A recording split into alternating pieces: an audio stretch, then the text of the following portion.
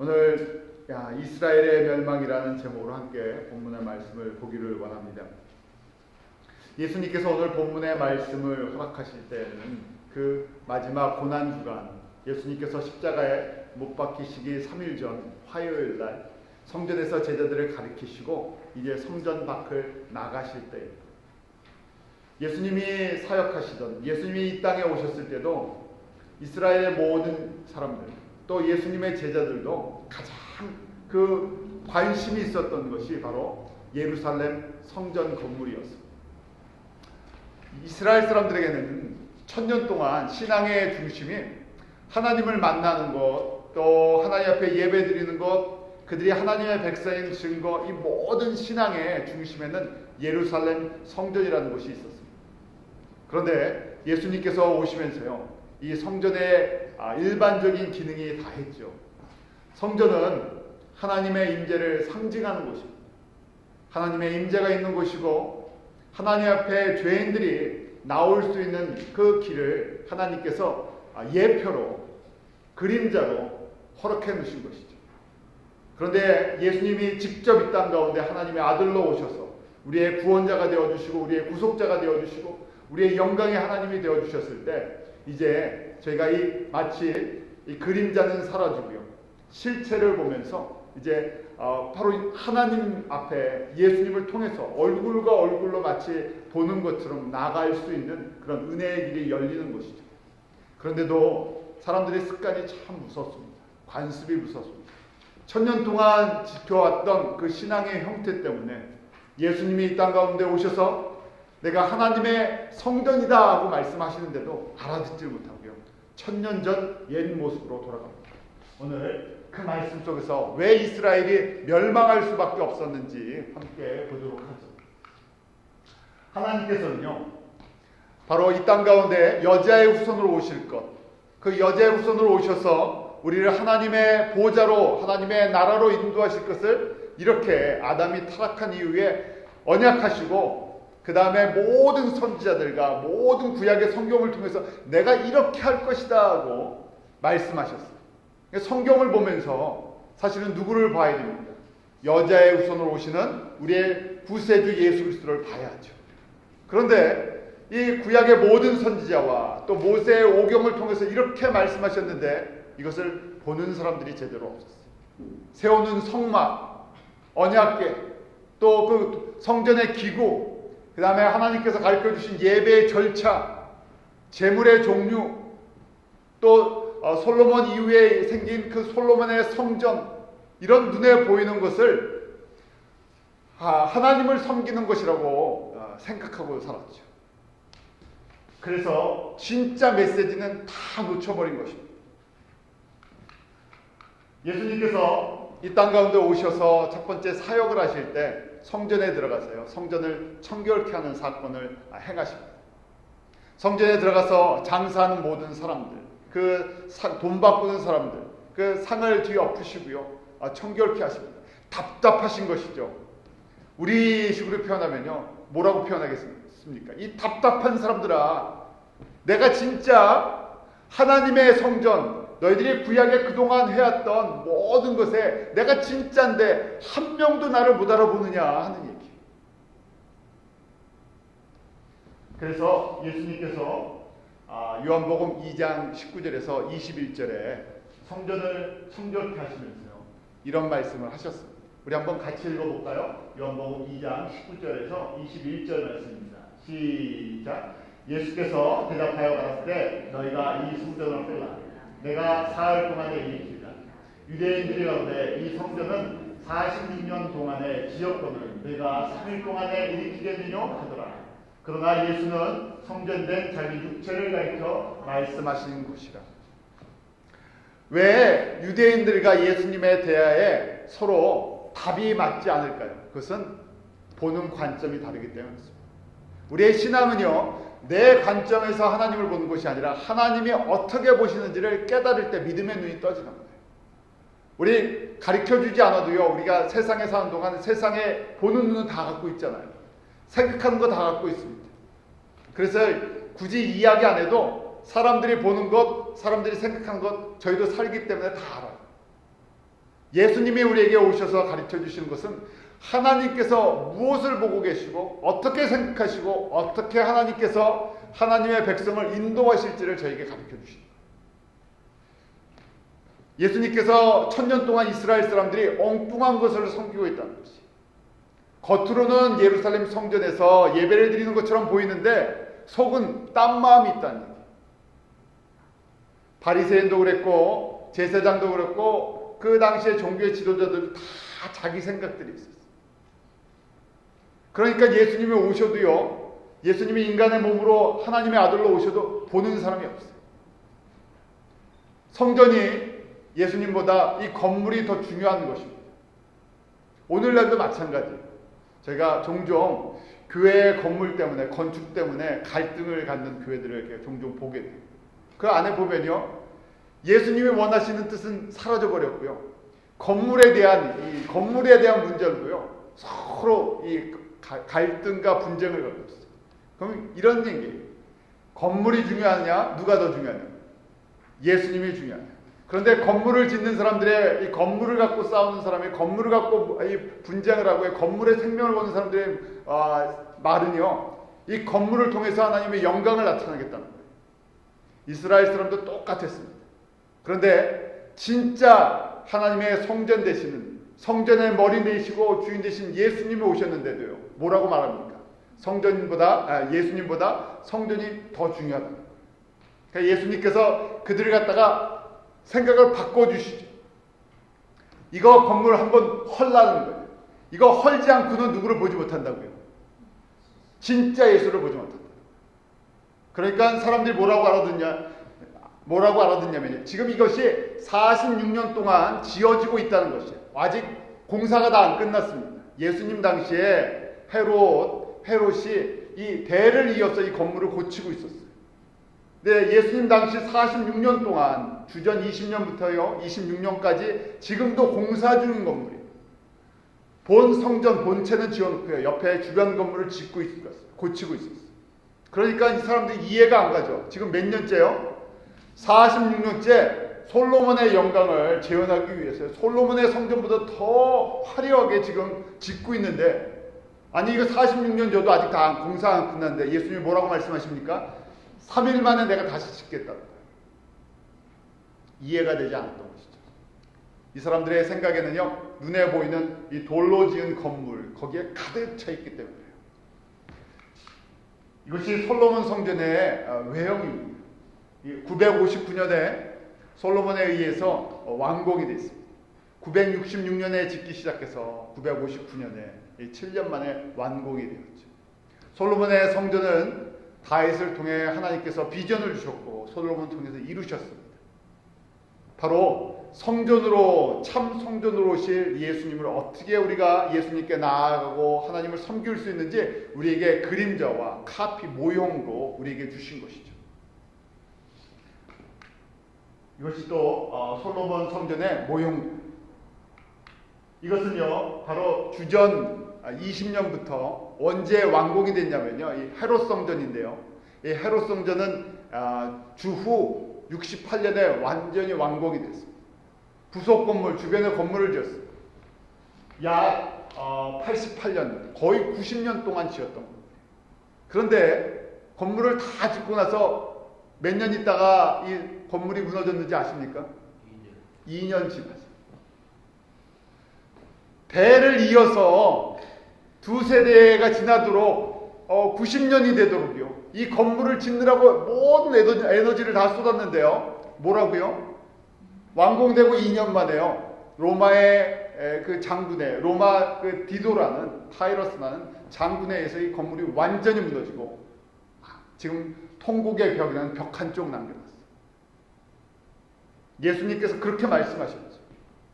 이 건물 남아있을 게 없다는 것입니다. 오늘 본문 말씀이 그 말씀입니다. 내가 십자가에 죽고 부활함으로 말미암아 진짜 하나님의 성전이 이 땅 가운데 임한 것을 너희가 알게 될 것이라는 것이에요. 이 건물 기능이 다 있다는 것이에요.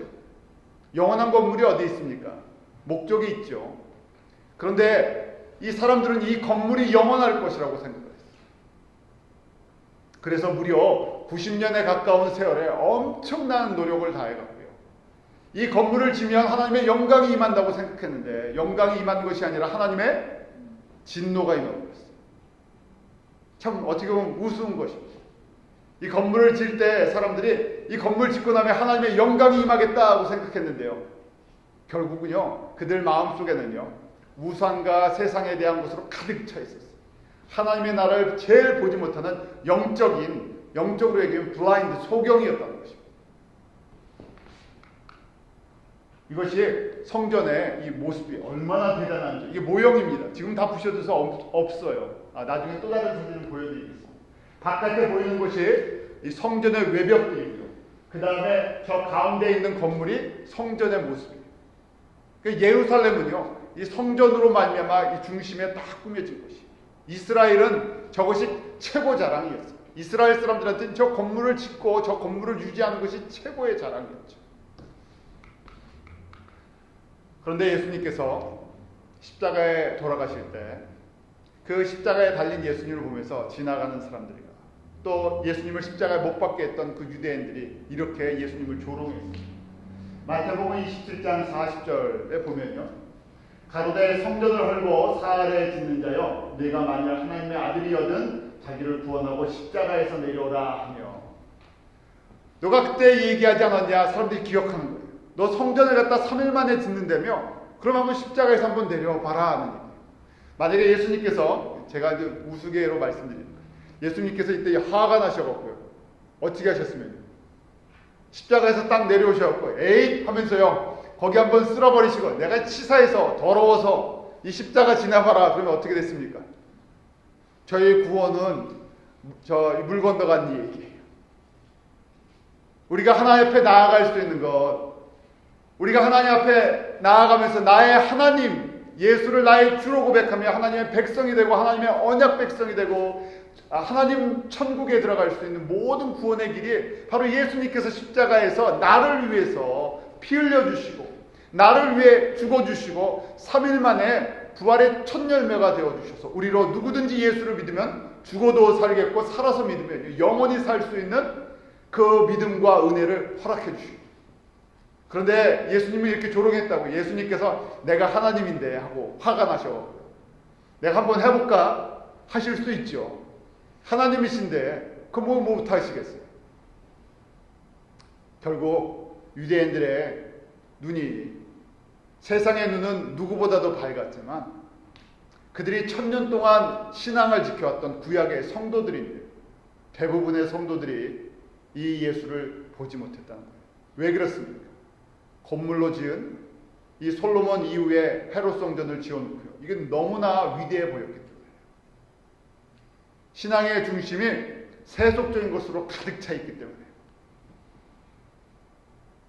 그래서 예수님께서 직접 오시고 예수님께서 기사와 이적을 풀어주시고 말씀해 주셔도, 그러니까요, 이 말씀을 보면서 하나님께서 은혜를 베풀지 않으면 아무리 기적을 많이 체험해도 누구를 안 믿습니까? 예수를 안 믿어요. 저희가 기적을 체험하면 예수님을 믿을 것 같지 않습니까? 예수님을 끝까지 따라갈 것 같지 않습니까? 아무리 기적을 많이 체험해도 우리 주님께서 우리의 마음을 만져주시고 우리의 영적인 눈을 뜨게 해주시지 않으면요, 그냥 병만 낫고 기적만 체험하고 그냥 하나님 앞에 잠깐 영광 돌렸다가 또 사라져버려요. 그 많은 사람들이 그렇게 지나갔어요. 그래서 저희가 진정한 은혜는요, 우리가 정말 작은 은혜도 귀하게 여기고요, 내가 예수를 주라고 고백할 수 있는 이 믿음의 눈을 뜨게 해주시고, 주님 앞에 저희가 예배를 드릴 때마다 저희가 예배의 이런 주변의 환경들을 보는 것이 아니라 예배라는 것은 하나님 앞에 나오는 시간입니다. 하나님의 영광의 보좌 앞에 가요. 우리가 문제가 아무리 커도요, 하나님의 영광의 빛이 비친다고 한번 생각해 보십시오. 하나님의 영광이 가득 찬다고 생각해 보십시오. 이미 문제는, 우리의 고민은, 우리의 아픔은요 이미 사라져버린 거예요. 나에게 그런 믿음과 그런 하나님에 대한 신뢰가 있을 때 하나님의 능력이, 하나님의 권세가, 하나님의 나라가 임하지 않겠습니까? 그런 저의 믿음의 눈을 뜨기 바랍니다. 우리가 이 지금 예배당에도 마찬가지예요. 예배당 건물에 불과합니다. 그래서 이 건물의 데코레이션이라든지 주변에 이런 걸 보는 것이 아니라 바로 이 순간은 누구와 누구의 관계예요? 나와 예수님과의 관계. 내가 이 순간에 예수님을 보지 못한다면 나에게 은혜가 들어올 길이 없는 것이. 예수님께서 이렇게 외식한다는 것이 뭐냐면 세상의 눈은 너무나 잘 떠 있는데 영적인 눈이 안 떠져서 예수를 보지 못하는, 하나님의 나라를 깨닫지 못하는 대표적인 종교 지도자였던 그 당시로 얘기하면요, 목회자들, 교회 지도자들이었던 바리새인과 사두개인들에게 이렇게 말씀하세요. 7가지 화 있을진저 하면서 그 중에 하나가 소경된 인도자여 하루살이는 걸러내고 약대는 삼키는도다. 이 그 당시 유대인 지도자들이요, 저희가 물을 마실 때 거기에 물에 만약에 머리카락이나 벌레 한 마리가 살짝 빠져 있으면 어떻게 됩니까? 그 잘 보죠. 눈 나쁜 저도요, 밥 먹을 때 머리카락은 참 잘 띄더라고요. 뭐 눈이 나쁘니까 안 보여야 정상인데 이상하게 밥을 먹을 때나 국을 먹을 때 머리카락은요 누구보다도 잘 봐요. 저만 그렇습니까? 아니죠. 이스라엘 사람들이, 그 당시에 영적인 지도자들이 눈에 보이는 하루살이 같은 거, 율법의 작은 거 이거 하나 걸리면요 이게 불편해서 어떻게 하지 못해요. 그러니까 예수님께서 율법의 작은 것 하나 자신들의 눈에 보기에는 어기는 것처럼 보이니까, 안식일을 어기는 것처럼 보니까 예수님 앞에 달려들어갔어요. 싸우지요. 도전을 합니다. 그런데 뭐는 그냥 마셔버린다고요? 뭐는 그냥 삼켜버린다고요? 약대, 낙타를, 여러분 낙타를 통째로 먹을 수 있겠습니까? 말도 안 되죠. 그게 어떻게 넘어갑니까? 그런데 넘긴다는 얘기, 바로 예수 그리스도를 그냥 삼켜버린다. 예수 그리스도가 누군지를 모르니까요, 예수 그리스도가 이 땅 가운데 오시고, 예수 그리스도가 마치 우리 마시는 물 속에 있는데 예수님은 이게 보이질 않으니까요 없는 사람 취급한다는 얘기. 왜 이렇게 됐나 하면요, 외식 때문에 그런 거예요. 외식은 왜 일어났나? 그 당시 예수님께서 지적하는 그 말씀에 보면 이 사람들이 하나님 사랑하는 것보다 속에 뭘 사랑했다고요? 돈을 사랑하고, 세상을 사랑하고, 물질을 사랑하고, 입술로는 하나님을 사랑한다는데 진짜 사랑하지 않기 때문에, 눈에 보이는 것을 사랑하다 보니까요 진짜 사랑해야 할 이 하나님이요 그 보이지 않는다는 얘기. 결과가 무엇입니까? 예수님께서 바로 저희들 가운데 예루살렘 성전의 파괴를 말씀하세요. 예루살렘 성전이 마태복음 23장 38절, 그 말씀이 뭐냐면요, 7가지 화 있을진저 바리새인들, 서기관들, 외식하는 사람들, 영적인 소경된 사람들, 너희가 이렇게 영적으로 소경된 결과가 무엇인지 아냐 하면서요, 바로 마태복음 23장에 7가지 what you 한 다음에, 그 다음에 이 예루살렘 성전, 너희들이 그렇게 귀하게 여기는 1000년 동안 지켜왔던 이 성전, 지금 46년을 짓고 앞으로 또 한 42년을 져서 90년 동안 이 지을 성전도 조금 있으면 황폐하게 된다는 얘기. 아무것도 남지 않는다는 얘기. 그런데도요 깨닫지 못해. 아니, 이 지금 이렇게 어마어마한 이렇게 대단한 것이 무너질 수 있겠느냐. 또 뭐라고 생각했어요? 하나님의 성전인데, 예루살렘 성전은 하나님이 지키시는 하나님의 성전인데 이게 어떻게 무너지겠느냐. 결국 저희가 비유를 보면 예루살렘 성전은 뭐와 같다고요? 하루살이 같은 거예요. 하루살이 같은 거에, 하루살이는 하루 산다고 저희가 이제 하루는 더 살지요. 그렇지만 하도 생명이 짧아서 하루살이라고 얘기했어요. 이 땅에 우리 눈에 보이는 것들 어떻게 보면 다 뭐 같다고요? 하나님의 눈에 보면 하루살이에요. 오직 하나님의 나라, 하나님의 생명만이 영원한 것이죠.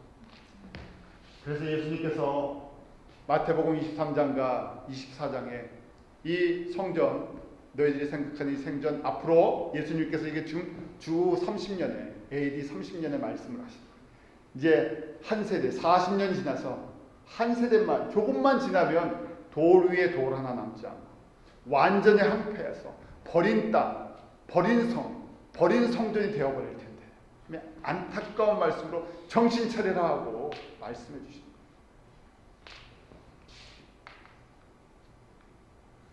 오늘날 마찬가지입니다.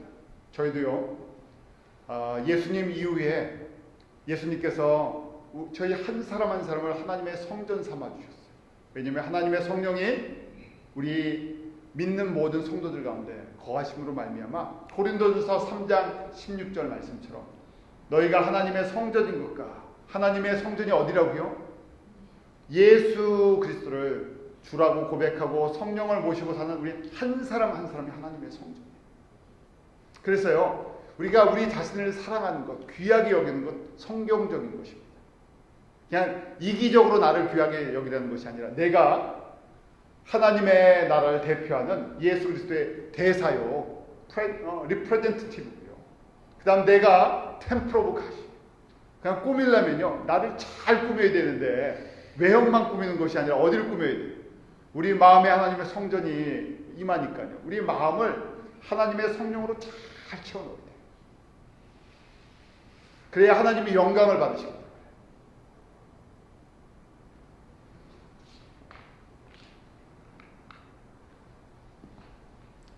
고린도전서에 보면 사도 바울을 통해서 우리가 무엇을 하나님의 성전을 어떻게 우리 한 사람 한 사람이 하나님의 성전인데 어떻게 무엇으로 세워야 하나님이 영광을 받으시는지 그러고 기록해 놓고 있어요. 거기에 보면요, 고린도전서 3장 12절 13절 말씀이 있는데 우리 한번 같이 읽어볼까요? 시작. 만일 누구든지 금이나 은이나 보석이나 나무나 풀이나 짚으로 이 터 위에 세우면 각각 공력이 나타날 터인데 그날이 공력을 밝히니 이는 불로 나타내고 그 불이 각 사람의 공력이 없다는 것을 시험할 것임이니라. 거기에 보면요, 우리가 정말 어떻게 무엇으로 하나님을 섬겼는지 불로서 하나님께서 한번 테스트 하신다. 다시요, 예수님께서 우리가 예수님을 섬겼던 것, 하나님을 섬겼던 것, 이 모든 것을 불로서 한번 세상에 한번 불의 심판같이 불로서 태우신다. 그러니까 불로 태워질 것은요, 뭐라고요? 하나님 앞에서 남는 것이 없다는 거예요. 건물들 아무리 잘 세워, 건물은요, 목적이 있어 쓰는 거에 불과해요. 건물을 쓰지 않으면 빈 건물 되죠. 아무 의미가 없습니다. 건물도 불나면 어떻게 됩니까? 타서 없어져요. 영원한 것이 아니라. 우리가 세상에 신경 쓰는 것 가만히 보면요, 우리가 세상에 신경 쓰는 모든 것은 불에 타서 없어지는 것이죠. 예수 그리스도 위에 우리의 성전에, 우리의 완전한 성전 대신 예수 그리스도 안에서 우리가 함께 지어져 가잖아요. 예수님이 오셨을 때, 예수님께서 불로 심판하실 때 남는 것이 무엇일까 한번 생각해 보시죠. 무엇이 남겠습니까? 내가 진심으로 주님을 얼마큼 사랑했는지. 결국은요, 태워질 것, 불탈 것, 사라질 것을 통해서 무엇을요? 사라지지 않는 하나님의 영광과 하나님의 나라를 어떻게 세워나가느냐 하는 것이. 우리 한 사람 한 사람이 하나님의 성전이니까요. 이 하나님의 성전 한 사람 한 사람이 하나님의 성전으로 지어져 가도록 도와주는 거예요. 성도들 안에서. 또 우리가 이제 이 성전을 넓히는 연습을 하는 거예요.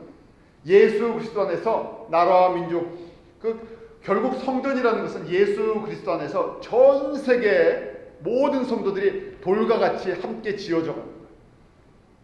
다른 돌들이, 다른 사람들이 예수 그리스도께 잘 붙어 있을 수 있도록, 주님의 영광을 잘 나타낼 수 있도록 내가 가진 것을 갖고 도와주고요, 섬겨주고요. 그래서 이 땅 가운데 예수 그리스도를 통해서 하나님의 나라가 지어져 가는 것을 보면, 마치 저희가 건물 짓는 거랑, 건물 짓는 게 그림자잖아요. 건물 짓는 걸 보면서요, 예수 그리스도 안에서 그 보이지 않는 성도들 한 사람 한 사람이 건축 재료가 돼갖고 지어져 가는 것을 한번 보세요. 건축 재료 많잖아요. 건축 재료도 질이 다 달라요. 또 건축 재료만 있어갖고 건물이 지어지는 것이 아니라 거기에 다양한 사람들이 있죠. 목수도 있고, 플러머도 있고, 페인트하는 사람도 있고, 그 다음에 뭐 여러 종류의 사람들이 있어요. 결국 함께요, 예수님이 원하시는 예수님의 이 영광의 집을, 영광의 성전을 지어져 가는데요, 가장 중요한 재료가 무엇입니까? 바로 한 영혼, 한 영혼. 나라와 민족과 백성과 방언과 나눈 데서 그 지난주에 그리스도의 비밀을 저희가 보았잖아요. 먼저 누구를 통해서 이 집을 짓기를 원하신다고요? 이방인의 충만한 숫자가 채워주기를 원하세요. 그런데 건축재료가 한번 생각해 보십시오. 돌의 역할을 해야 되는데 돌이 힘이 없어요. 부셔져 버리면 어떻게 해야 되겠습니까? 한 부분에 문제가 생기면 전체가 문제가 생길 수 있어요. 성숙하고 건강하고 온전한 곳으로 하나님이 닦기로 원하세요. 그래서 하나님 나라에 저희가 다 빛나는 정말 보석과 같은 보배로운 요긴한 돌이 되기로 원하십니다. 태워질 것, 사라질 것. 주님이 불로 심판할 때 태워질 것, 사라질 것에 목숨 걸지 않는, 거꾸로 그것을 다 태워서 어떻게 한다고요? 타지 않을 것으로 바꾸는 것이 지혜로운 사람이라는 것이죠. 예루살렘 성전이 파괴가 되고요. 지금 이 서쪽 벽을 웨일링 월이라고 하죠. 서쪽 벽만 남겨놨어요. 일부러 남겨놓은 것입니다. 로마에게 대항했을 때, 세상에 대항했을 때 너희들이 남는 것이 무엇인 줄 아냐? 아무것도 없다. 그렇지만 이것이 바로 예수님의 징계였어요. 너희들이 예수님보다 세상의 것을 더 사랑했을 때 결과가 무엇인 줄 아냐? 남는 것이 없다는 것이. 그래서 지금 저희 조감도가요, 바로 통곡의 벽이 있는 것입니다. 지금도 수많은 사람들이 저 통곡의 벽에서 예루살렘 성전을 다시 짓기 위해서, 또 예루살렘 성전에 하나님의 영광이 임하기를 위해서 기도하고 있어요. 그렇지만 이것도요, 하나님의 주권 가운데 있어요. 유대인들은 아직도 예수님을 보지 못하지만요, 그 말씀에 성전이 재건됐을 때 메시아가 온다는 믿음을 갖고 있어요. 저 성전이 재건됐을 때 예수님이 재림의 바로 시기이죠. 저희가 그래서 성전이 어떻게 회복되는지를 잘 봐야 합니다. 이스라엘의 멸망은요, 결국 신앙의 실패에서 있습니다. 왜냐하면 하나님께서요, 누구를 나타내는 대표로 삼으셨기 때문에 열방 가운데, 세상 가운데서 여호와 하나님을 증거하는 나라로 세워놨어요.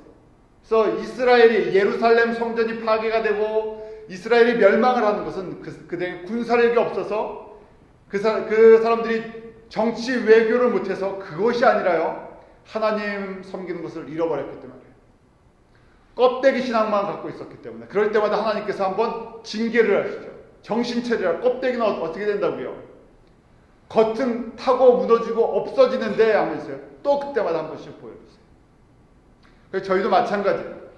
우리가 하나님의 성도, 하나님의 백성이 됐는데요, 우리가 겉을 보는 신앙생활을 하면요, 그 겉이 아무리 좋아도 나중에 하나님의 징계의 도구뿐이 되지 않는다.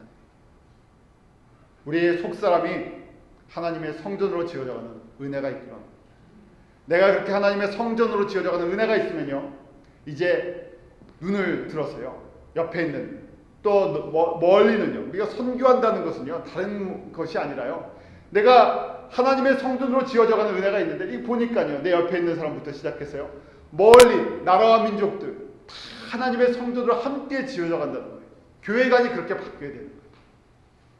나 하나 잘 되는 게 끝이 아니라 내가 진짜 잘 됐으면요, 지금도 기다리고 있는 하나님의 성전의 도구로, 하나님의 성전의 그 돌과 같이 요긴하게 쓰기를 원하시는 그 돌을 볼 수 있는 영적인 눈이 떠져야 돼요. 아, 주님께서 저 사람들을 통해서 하나님의 성전을 꾸며나가기를 원하시고, 다양한 모습으로, 다양한 영광으로. 그럴 때 하나님께서 복을 주시는, 복되다고 하시죠. 이스라엘 사람들이 멸망을 하고 칼날에 의해서 죽임을 당하고 그 나라가 없어질 것을 예수님께서 계속해서 말씀하십니다. 누가복음 21장에도 칼날에 죽임을 당하며 모든 이방에 사로잡혀 가겠고, 이 말씀대로 이 말씀을 하시고 40년 후에 예루살렘뿐만이 아니라 온 이스라엘이 다 멸망을 했죠. 그 후 1900년 동안 전 세계에 떠돌아다니면서 살았어요. 그리고 유럽의 전쟁이 일어날 때마다, 세계의 전쟁이 일어날 때마다 대표적으로 학살을 당하는 민족이 되어버렸어요. 그래서 인구가 늘지를 않았죠. 사라지진 않았는데요. 인구가 지금까지도 1,400만에 불과해요. 2000년이 흘렀는데. 출애굽할 때 인구가 얼마였습니까? 주전 BC 1500년에 인구가 200만이 넘었던 민족이에요. 그런데 지금도 1,400만을 유지하고 있을 뿐이에요. 흩어진 유대인들 어느 곳에 가든지 다 흩어져 살고 있었죠. 그런데 하나님께서요, 예수님을 통해서 우리에게 또 바로 이스라엘은요, 하나님의 구원을 대표하는 마치 큰 영화의 주연 배우라는 거예요. 그래서 멸망과 동시에 회복을 약속해 주십니다. 모든 복음서에 이 예루살렘이 멸망과 이스라엘 사람들이 다 흩어지고 떠돌이가 될 것을 말씀해 주시면서요, 또 이 이스라엘이 회복될 것을 말씀해 주십니다. 먼저 마태복음 21장에 보면 예수님께서 예루살렘에 입성하시는 종료주일, 저희가 고난주간에 예수님이 예루살렘에 들어가신 다음에요, 무화과 나무 하나를 보시고 열매가 없음으로 인해서 저주를 하십니다. 그런데 3월 달에는요, 봄에는 무화과의 열매가 맺히지 않는 때예요. 그런데 당연히 열매가 없는 걸 아시면서요, 열매가 없음으로 인해서 저주하고요, 말라 죽게 했어요. 왜냐하면 무화과는요, 이스라엘 민족을 상징하기 때문에. 솔로몬 이후에 또 모세 이후에 1500년 동안 1000년 동안 뭘 맺지 못했다고요? 열매를. 예수님이 원하시는 이 열매가 없다니. 그러니까 무화과 나무가 이제 말라서 죽은 것처럼 보인다는 거예요. 그런데 이게 끝이 아니라 예수님께서 이스라엘과 이 예루살렘에 대한 회복의 메시지를 주십니다. 마태복음 24장 32절 마지막 때 오늘 읽은 이 도류에 돌 하나 남지 않는 것, 주후 70년, AD 70년에 이루어진 것인데, 그런데 앞으로 먼 시간 2000년이 흐르면 이 무화과 나무, 말라버리고 죽어버린 이스라엘이 다시 살아난다는 것을 말씀해 주세요. 마태복음 24장 32절 같이 읽습니다. 시작. 무화과 나무의 비유를 배워봐. 그 가지가 연하여지고 잎사귀를 내면 여름이 가까운 줄을 아나니, 이와 같이 너희도 이 모든 일을 보거든 인자가 가까이 곧 문 앞에 이른 줄 아느라. 말라버린 무화과 나무, 죽어버린 무화과 나무, 살아날 가능성이 없죠. 한 나라가 나라를 잃어버리고 2000년이 지나도록 나라가 없는데 그 나라를 회복할 가능성 거의 없는 것처럼 보입니다. 그런데 2차 세계대전이 끝나갈 쯤에 바로 이 유럽의 나라들이 이스라엘의 독립을 갖다가 보장을 해줬어요. 그래서 저희가 잘 아는 것처럼 1948년 5월 14일 이스라엘 사람들이 1900년 동안 그렇게 애타게 기다렸던 이스라엘이라는 나라가 다시 회복을 합니다. 그런데 예수님께서 이것을 십자가의 지시기 3일 전에 말씀하신 거예요. 죽어있는 무화과 나무가, 이 말라버린 무화과 나무가 어느 날 가지가 연하해지고 봄을 맞이하는 것처럼 싹이 나고 물이 오르고 그 안에 잎이 나고 이게 살았네, 이게 죽었는 줄 알았는데 이 나무가 살았네 하는 걸 볼 것이라는 얘기예요. 근데 그것을 보면 뭐라고 말씀하세요? 여름이 가까운 줄 알라. 이와 같이 너희들 이 모든 일을 보거든 인자가 가까이 문 앞에 이른 줄 알아. 주님이 오실 때가 가까웠다는 얘기. 이스라엘 민족은 아브라함을 택하실 때부터 지금까지 하나님께서 하나님의 구원 계획의 주연배우로 쓰신다는 얘기. 죽지 않았다는 얘기. 죽은 것처럼 하는 것도 하나님의 뜻이었고요. 그것이 살아날 때가 되면, 지난주에 저희가 그리스도의 비밀을 보았어요. 그것이 살아날 때가 되면 무슨 얘기라는 것입니까? 이방인의 흩어져 있는 하나님의 자녀들이 거의 구원받을 때가 다 차지고요. 이제 내가 죽어있는 나무 같은 이 무화과를 통해서 열매를 맺도록 시작하겠다는 거예요. 여름이 지나면 가을에 추수를 하지 않습니까? 그래서 저희가요, 1948년에 이스라엘이 독립할 때, 그때 한국도 독립을 하고 여러 나라들이 독립을 취했어요. 살아나는 그 시간들을 하나님이 허락해 주셨어요. 그 후 지금 저희가 60년 이렇게 흘렀죠. 우리가 주님의 말씀을 들을 때, 예수님의 말씀을 들을 때 영적인 눈이 떠지는 은혜가 임합니다.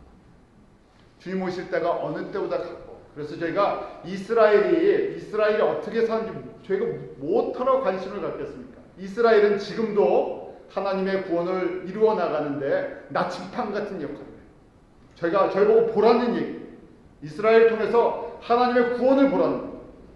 세상에 이 썩어질 것, 눈에 보이는 육신의 눈을 갖고 보지 말고 영적인 눈을 딱 뜨고요. 하나님께서 그 사랑하는 장자와 같은 이스라엘도 아끼지 아니하시고 이렇게 하나님의 도구로 써서 우리에게 경고하시는데 하물며 우리들이랴. 저희로 정신을 차리게 하고요.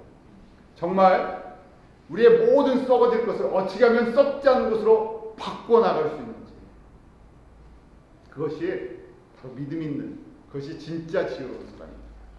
주님께서 말씀하셨죠. 문 앞에 이른 줄 알아. 주님의 재림이 어느 때보다도 가깝습니다. 우리가 가진 것을, 우리가 받은 것을, 우리가 그 사모하는 주님을 어떻게 섬겨야 할지, 우리가 이 말씀을 보면서 눈에 보이는 교회당, 눈에 보이는 교회, 그것이 아니라 보이지 않는 예수 그리스도 안에서 함께 지어져가는 교회를 믿음의 눈을 뜨고 보는 눈을, 그래서 어떻게 섬겨야 될지 아는 지혜가 저희 가운데 임하기로 합니다. 기도하겠습니다. 하나님 아버지, 저희들에게 하나님의 영광의 전을 바라볼 수 있는 은혜를 베풀어 주시옵소서. 눈에 보이는 건물, 조직, 또 교회의 외관적인 형태들, 그런 것들을 저희가 소중하게 여기는 것이 아니라 이 모든 것을 통해서 하나님의 뜻과 하나님의 영광이 이루어지는 선한 도구가 되기 원합니다. 저희 한 사람은 한 사람을 하나님 나라의 그 건축자의 돌과 같이 구원의 도구로 불러주심을 감사합니다. 또 이방인의 그 충만한 숫자, 열방 가운데 흩어져 있는 하나님의 잃어버린 자녀들을 통해서 하나님께서 하나님의 전을 짓기를 원하심을 저희가 깨닫습니다. 주님의 전이 거의 완성되어가는 그 모습을 그 주님의 말씀을 통해서 봅니다. 또 세상의 그 역사를 통해서 봅니다. 선교의 소식들을 통해서 저희가 봅니다.